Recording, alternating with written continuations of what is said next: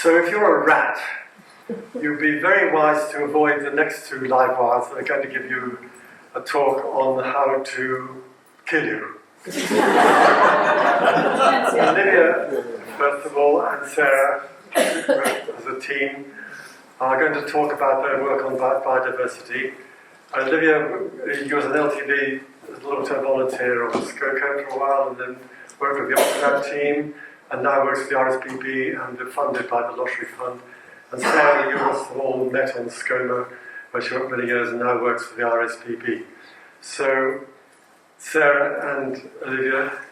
So we have a survey which you guys aren't really the target audience because we're hoping to demonstrate from our survey that we have educated people about biosecurity, and hopefully a lot of you guys already know a little bit. So please do still do the survey, even if it's after our talk, when we will have prompted you and you'll know a lot more, hopefully. But in the survey, there are places to say, essentially, if you learned about this, who did you learn about it from, kind of thing. So if you just sort of acknowledge that your knowledge is slightly increased. We are not as well rehearsed as some of the other speakers today. We coupled this together end of last week. We thought we'd share it. Olivia was going to do the start, but her mic's screaming, so I'll begin, and at some point you can swap over. So yes, we're both working for the RSPB on a project. I don't know if any of you will have encountered, there was a previous project called Biosecurity for Life, which was 5 years EU Life funded and ended last summer. We are a legacy project. We're funded through Nature Networks Round 2 from Welsh Government, HLF. You don't really need to worry about it. We've got 2 years to try and get everything sorted in all of the islands in Wales and get... Yes, we're both working for the RSPB on a project. I don't know if any of you will have encountered, there was a previous project called Biosecurity for Life, which was 5 years EU Life funded and ended last summer. We are a legacy project. We're funded through Nature Networks Round 2 from Welsh Government, HLF. You don't really need to worry about it. We've got 2 years to try and get everything sorted in all of the islands in Wales and get everything sustainable so that at the end of the project it doesn't all fall apart. That's the idea. So, yeah, man. Did we get a shoot video? No, yes, okay, good. It's a bit of a lag. So we're working across 13 islands on the coast of Wales, essentially any island on the coast of Wales which has a designation for seabirds. So that's SSSI or SAC or SPA, anything for seabirds. So our sites are Anisiriol Puffin Island up in North Wales, which actually during the previous project, which was only working on SPA sites, so they only worked on 5 of the islands in Wales, we're working on 13. And Puffin Island is an SPA for seabirds, and during the previous project they discovered there were rats on Puffin Island. So there is a rat eradication happening this winter with North Wales Wildlife Trust, funded through NRW. It's too early to say whether that has been successful, but we've been working really closely with them on that. Then we've got the Skerries, Bardsey, the Greenland Islands, Cardigan Island, Skoma, Skocum, Middleham, Ramsey, Bishops and Parks. St Margaret's is a SSSI. Colby Island isn't, but St Margaret's and Colby are connected at low tide. So we're sort of expanding a little bit more, and we are going to be working really closely with Colby Island because there is no way to keep St Margaret's safe without also keeping Colby safe. And obviously, I don't know if anyone here has been to Colby, I was saying, they've got mains electricity. Mains! On an island! And they also have like 7 boats that can carry like 50 people going back and forth in a day. So like in one day, they have about as many visitors as Bardsey has in a year. So it's very close to Tenby, so obviously there's a much higher risk there as well. And then Flatholm, which is off Cardiff.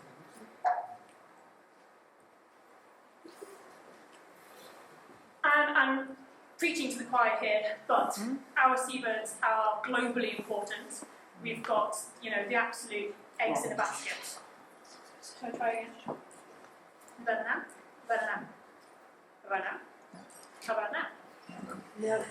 I think it's just dead. Oh, is it died? It turned itself off. I think it's batteries left. We'll see how long we get on. You're right. Yeah, I think it's batteries. It's going to die in a minute. Keep going, that'll be fine.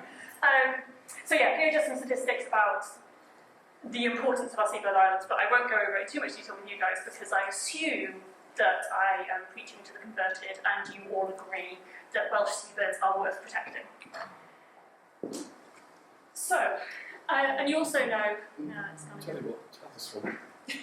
yeah, do you promise that one is on the screen? So what, you've got the game down. Yeah. Turn it up, gently.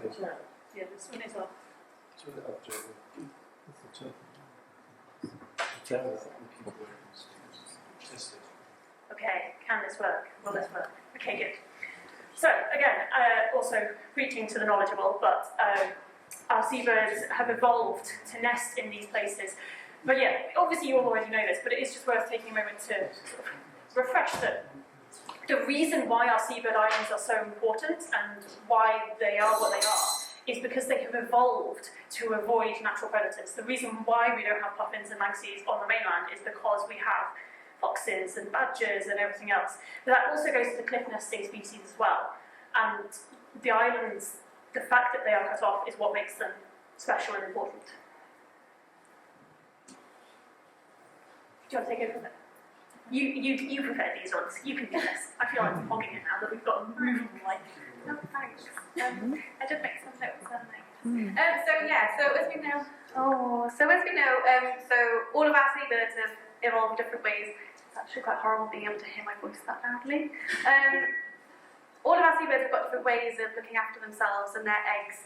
So, for instance, puffins and manxies, they have burrows where, gulls can't get to them mostly, and the razorbills and, they're on the cliffs nice and safe, and they hunker in and sort of keep themselves to themselves. And the guillemots and the gannets are all in massive, noisy colonies that obviously put off any gulls and that sort of thing. So bonxies, gulls, those sorts of things that have evolved alongside birds on these islands, they're pretty well equipped to deal with them. But obviously when you're talking about rats and you're talking about stoats, these can follow puffins and manxies into their burrows. They can snatch gannets out of their nests, they can snatch guillemots and razorbills off the cliffs. So actually they have no defences against this, they're not prepared for this.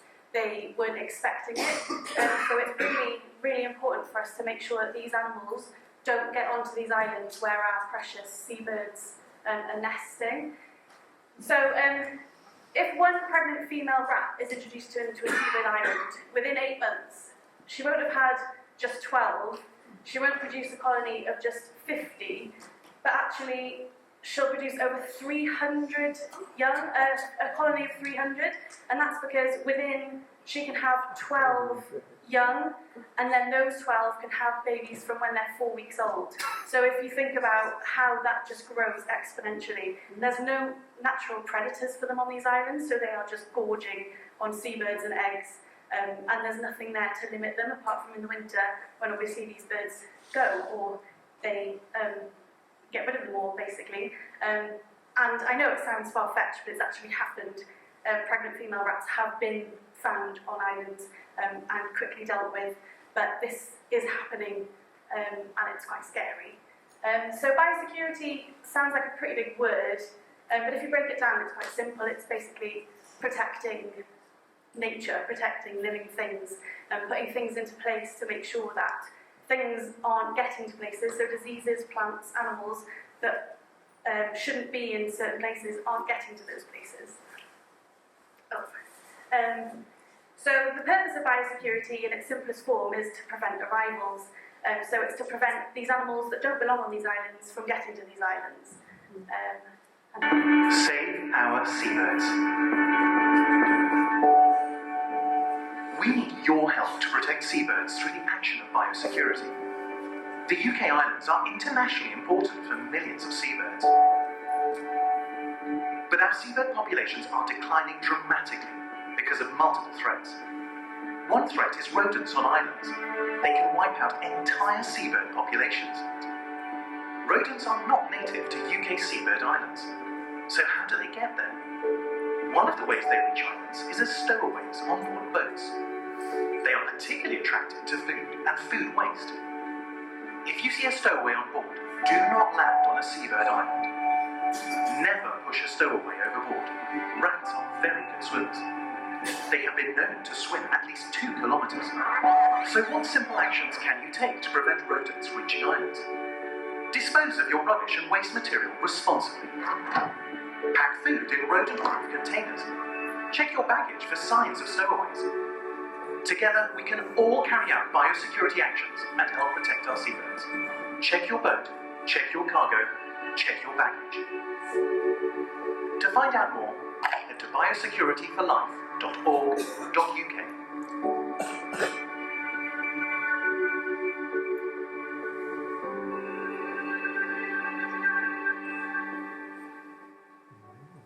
So that probably wasn't telling you much more than you didn't already know. Obviously, we all know from going to Scotcombe or Scoma that we need to be really careful with what we take and how we pack it. And I guess biosecurity, the aim of the project is to maintain a safe haven for these birds to breed. So there are lots of other factors. So we've heard lots about bird flu. Obviously, that is an extra pressure on these birds that are already suffering from climate change and suffering from overfishing and all of these other things. So maintaining biosecurity is just maintaining a safe place for these adult seabirds who are surviving to come back and have a safe place to lay their eggs and raise their young. Because obviously most seabirds will only have one egg a year, will only raise one chick a year, and they're really long-lived. So, you know, declines really hit them hard, but it takes you a long time to realise that the populations are declining, and then it takes the population a really long time to get back to where it was before, after that's happened.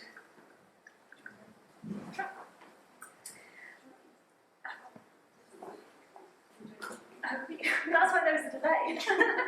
Classic. As part of this project, obviously we've been doing prevention is the key thing, and I think it's something that both Scoma and Skocum have been doing pretty well for a long time in terms of most of us as volunteers or regular visitors will be used to the precautions in place with only bringing sealed bags onto the islands. But part of this project is getting that message out further, getting the message out to the day trippers more, and getting it out to other boats, which we don't have so much control over. So we've produced, the previous project produced these handouts that we've been taking to marinas and doing work with boat operators. Here, I've brought some handy props. Here we have, this is called a rat guard. We would like rat guards to be in more common and standard use, where boats are moored in harbours or particularly on marinas, just slots over the rope, and it stops a rat from just crawling along the mooring ropes and hopping onto the boat. It's a simple thing, but it can do it. But biosecurity is one of those difficult things whereby you never really know that you're being successful. You never know how many rats you've prevented. You only know if you fail, which does make it a little bit demoralising sometimes. I'll talk a little bit more about jinx in a minute, but yeah, we've got a lot of this project is trying to get the information more obvious and support these islands in doing what they're already doing with more signage and better general awareness. So some of you might have already, hopefully, if you've been to Scoma or Skocum in the last year, seen some of our signs that are up in Martin's Haven and on the islands. And yeah, as I alluded to, working with boat operators. So we've got stickers for the big boats, for the passenger boats and yachts and things that says sail without stowaways, and little stick-on stickers as well on the right-hand side for kayaks. So we're hoping to reach more of the kayaking groups that often paddle out to these islands, especially when they're tour guiding with paying customers, to make sure that the biosecurity message is part of it, because there are stories of people paddling in kayaks and discovering a stowaway in the kayak that they're paddling. It's a horrible thing to think about, but it has happened. Similarly, as a day tripper, have been occasions where rats have been like in the side pocket of somebody's rucksack. You don't think it would happen to you, but it has happened to people. So the purpose of biosecurity is essentially the three parts of it. We talked a little bit about prevention. We'll talk about the detection. Essentially, this is where we are weakest. We don't have any good tools. You can imagine how hard it is to find a rat. But we do what we can. So at the moment, our main methods involve tracking tunnels. So we've got sticky ink pads, you put a bit of peanut butter in the middle, rat walks across, and you can tell the difference between a rat footprint and a mouse footprint. That does require staff time and training to interpret, and on Scoma, the snails seem to really like the paper, so that often leaves us with not a huge amount to look at because the snails have had a nice old snack. And we've got wax tube box. I have actually got a wax tube box and a rat skull with me. If anyone is interested, now that lunch is over, I can show you my rat skull.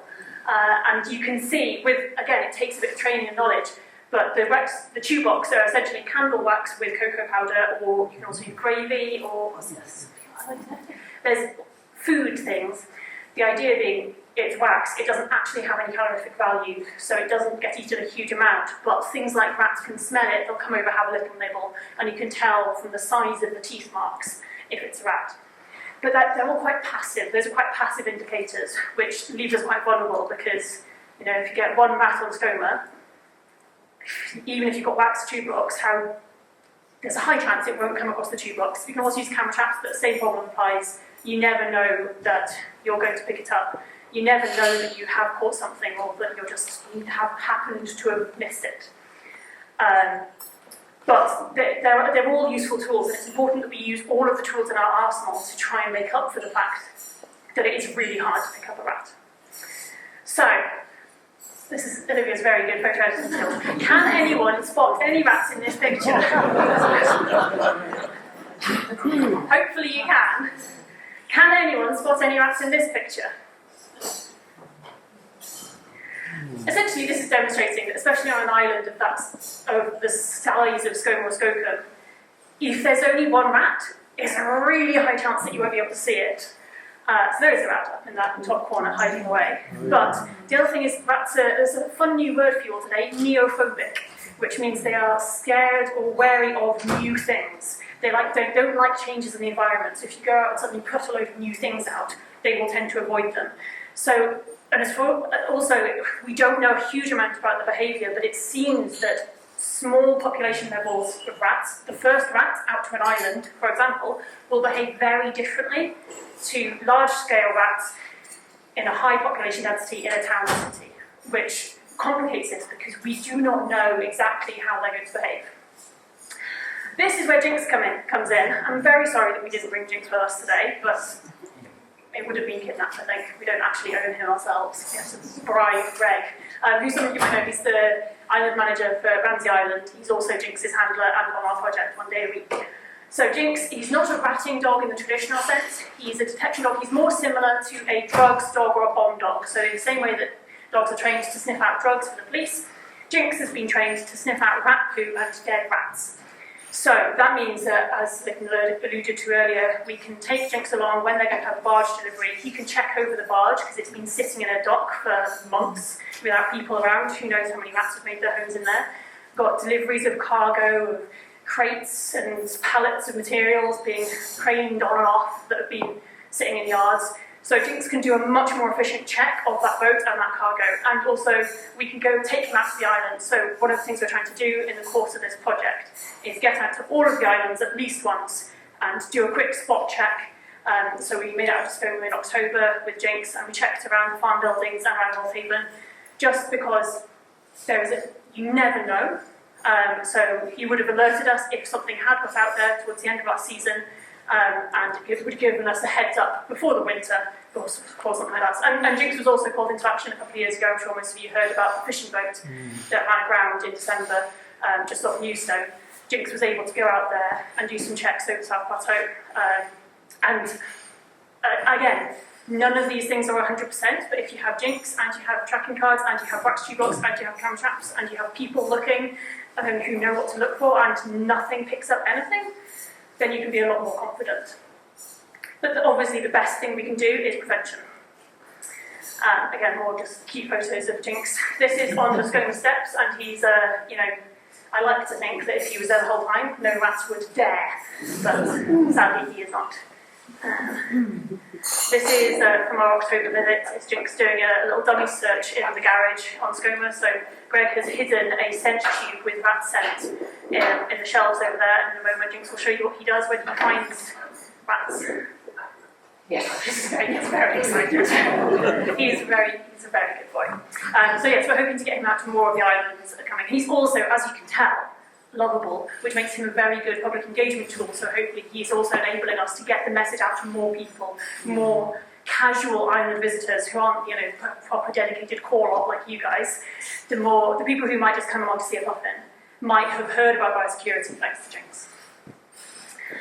The third thing we're doing is working with islands to develop biosecurity plans so that the decision making isn't all on the island staff in the moment, so that there's a bit of a plan in place. If scenario A happens, if somebody sees a rat, this is what you do. If somebody heard somebody else saying they see a rat, this is what you do. If you know there's a rat, this is what you do. All of those things, so that you don't have that position where the staff have heard a rumour and don't really know how seriously to take it, don't really know what the options are, and you don't have any equipment. So we have this lock-up in Haverfordwest, where we have in these dumpy bags in the background are plastic tubes cut to length ready with holes, so that if something happens on one of the islands, we've got bait tubes, we call them, so that the rodenticide, there's also rodenticide stored in there, there's all of the PPE and equipment you could need. So with a moment's notice, if we needed to, for any of the Pembrokeshire Islands, we could go to that lock-up, get all of the kit, get out to the island, ideally within 48 hours, and put out a response.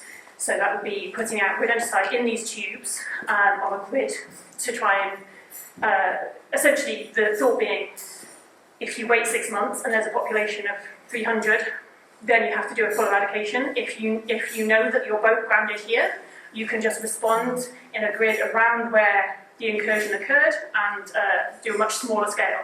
But it is that classic thing, prevention is cheaper than cure, early intervention is cheaper than a cure, but both of them involve spending money that some people might not have been spending beforehand. So that's part of our battle, is working with Welsh Government and NRW to persuade them that spending money on biosecurity is way better than waiting until they have to do an eradication.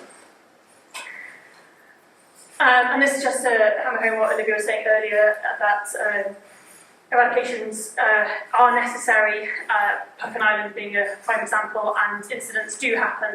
There were 34 reported incidents during the course of the Biosecurity for Life project, and obviously probably more that we didn't hear about. There was a mouse found on board an SPA island supply boat. There was a rat that was jumped onto an island from a boat. It was promptly caught and dispatched, so things avoided there. There was a mink found on an island, 2 cargo spills, which is obviously, I think one of those was off Pembrokeshire coast. Cargo's another thing we have no control over. If a cargo ship loses some containers, there is a very high chance there were rats involved, and rats can swim 2 kilometres, so I have heard more, so that is something that we do need to be concerned of. The 2 SPA islands, one of those was Puffin Island, with the rats established from there. 5 islands had rats found on them, and dead rats were found on other islands as well. And dead rats is a really tricky one, because depending on what the island is, you don't know if the rat was brought across dead by a bird of prey, by a great black gull. But there's a risk that it wasn't. There's a risk that it is an indication that there is a population there, and this is the first indication you have. So that's part of the biosecurity plans, is working with the island managers and the island staff to get a plan in place beforehand, so that in the moment you don't have to make those decisions and it's all set out and clear. And then obviously suspected sightings as well, and the shipwrecks. So that is a very, very quick run through. Has anyone got any questions? Go. Yeah, I'm just going through my mind, wonder how you deal with the fact that on occasions, particularly for shelter maybe, people in their own yachts and boats will more off places like North Haven overnight. Yep. And they sail away in the morning, they Yep. might even come ashore. How do you communicate with people like that who might have rats on their own boats who come ashore and they wouldn't even know that would happen? Yeah, exactly. So that is one of the challenges. So that was the video that we showed you earlier. Obviously, you guys are not really the target audience because a lot of you know it already, but videos like that, we're hoping to get that kind of a video out to a wider audience so that more people are aware of things. We've got leaflets that we've been handing out at marinas. We're hoping to go to more events at marinas to reach those sort of audiences. And we've got signs up. There's definitely a couple of signs up in Milford Haven. I think there's others in Pembrokeshire Haven as well. But it is really difficult. All we can do is try and raise awareness amongst the boating community that there might well be rats on your boat. I'm sorry, there might well be. You probably don't like to think about it, but there probably is a very high chance. If you see one, don't push it overboard. If you see one, please let us know. And yeah, all of that sort of stuff. But it's not something we can control for, which is why in all of the conversations about biosecurity and prevention, an incursion response, which is what ScoMA had to do a couple of years ago with the fishing boat, it's really expensive. They had to charter boats to get out to ScoMA in the middle of winter, had to pull staff off from holidays. That was expensive. There was an argument that the insurance of that fishing boat should have shelled out to cover those costs.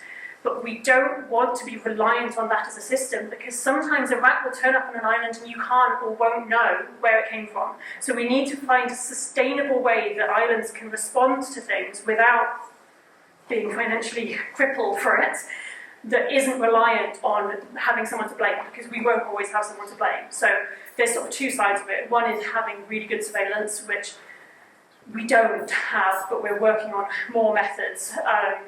And just using all of the tools we have available is all we can do. And the other side of it is just getting the message out there. So if anyone knows of any boat clubs or marina events that you think would be a good place for us to go and chat to, then we are more than happy to. Just spreading the word with leaflets and stickers and posters. Is it of interest how readily available are rat guards at marinas? I mean, we say that I've seen them. No, I don't know how readily available they are. We have these two that I brought onto some events.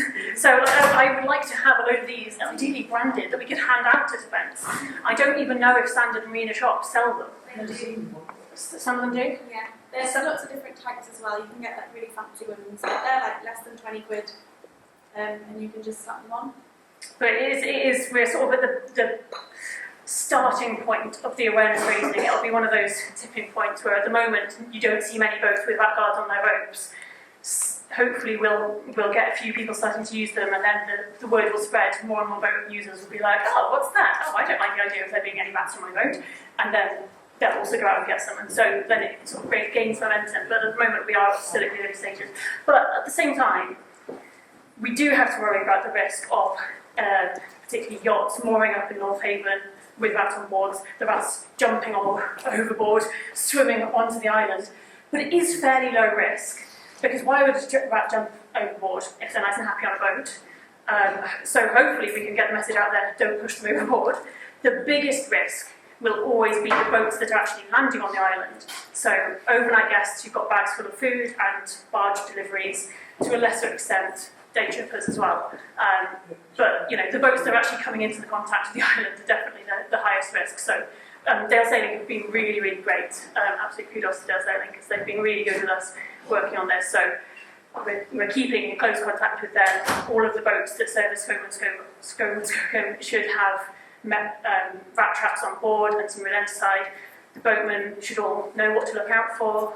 The boats are kept pretty clean, so that gives us a lot more confidence that we can prevent anything happening on these islands.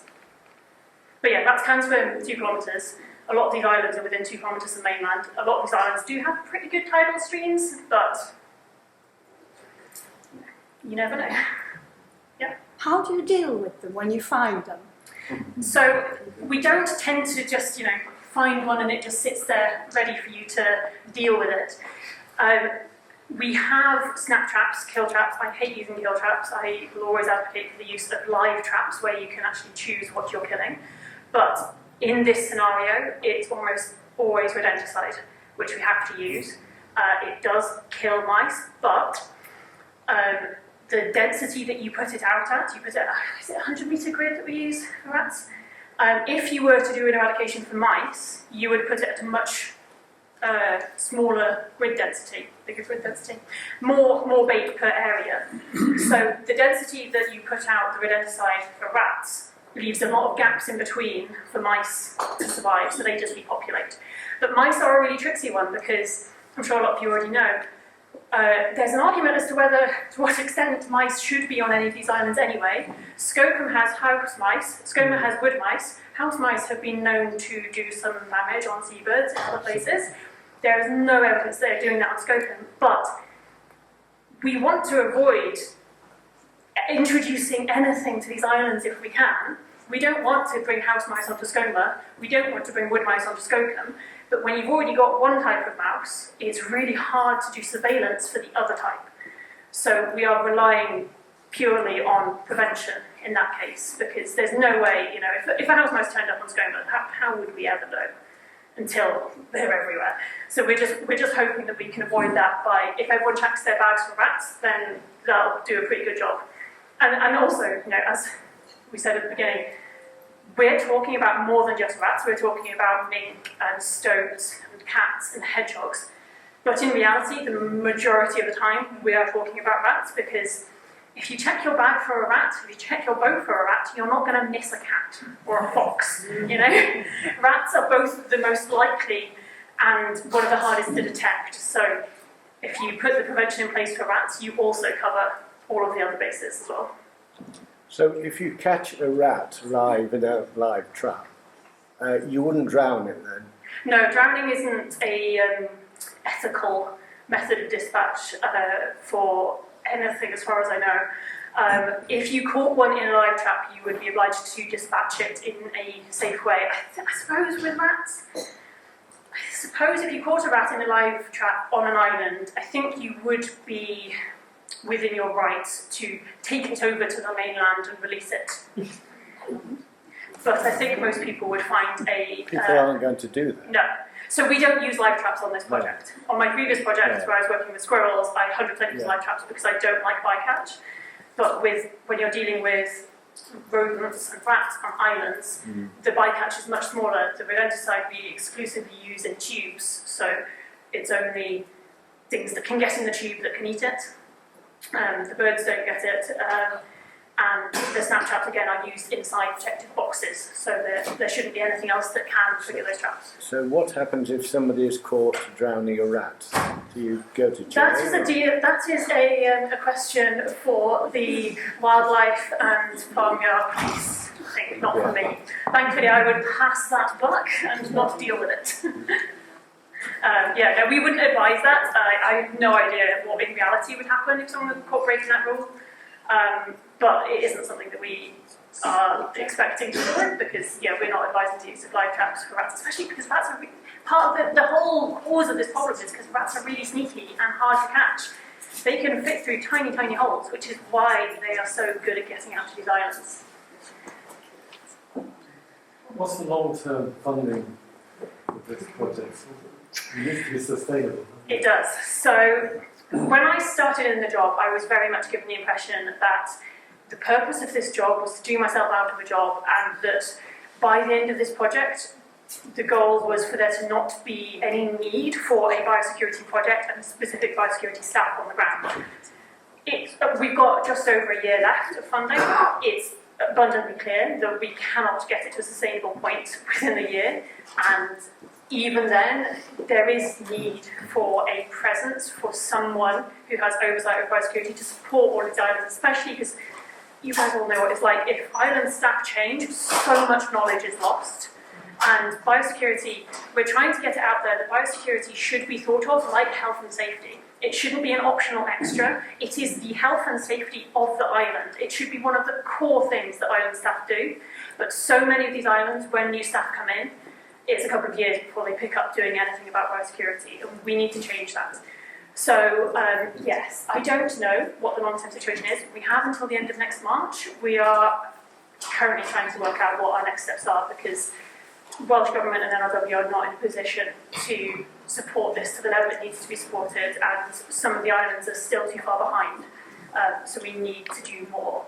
So yeah, we're hoping that we can get some more funding. If anyone has any grand ideas for with money, I don't know why you'd wait for us when Tim did his good speech earlier, but if anyone does happen to have any grand ideas, then let us know. But yeah, we've got a year, and hopefully we'll get something else in place so that we can have a few more years to sort things out. And do you trap and dispose of squirrels who can be equally troublesome?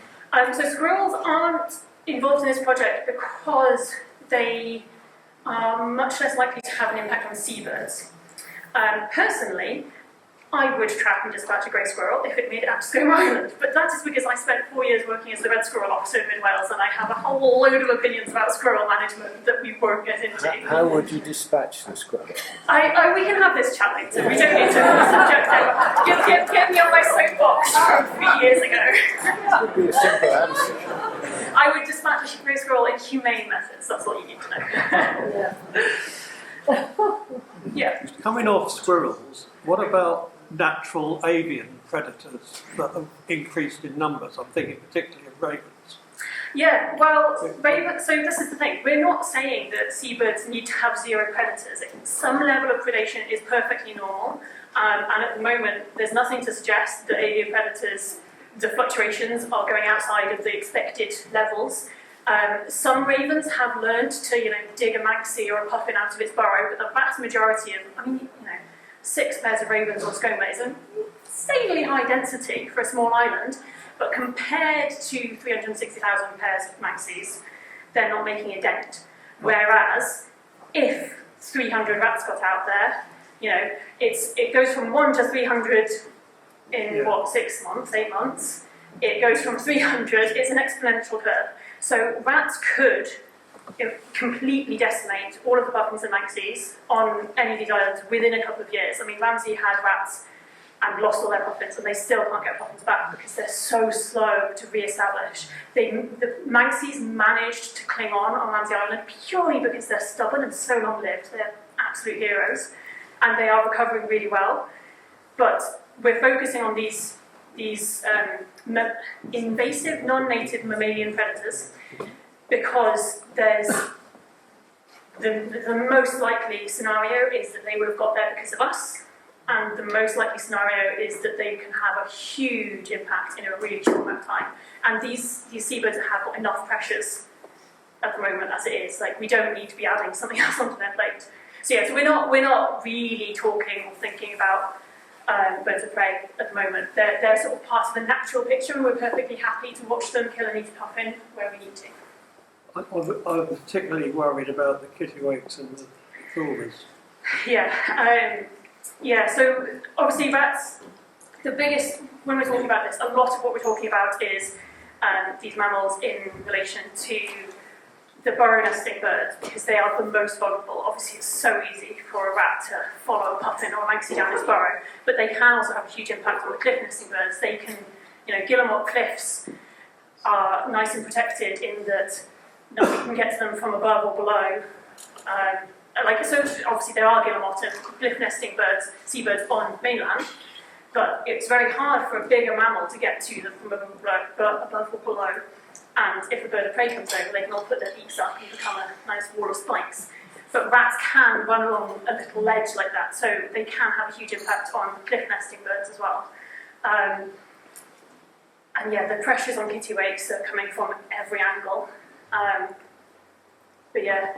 That's going to be one of the many problems in this world that I put in the category of not my job.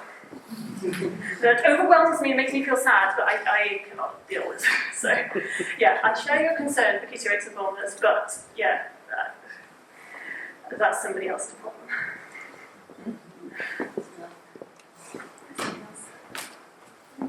Well, any more questions?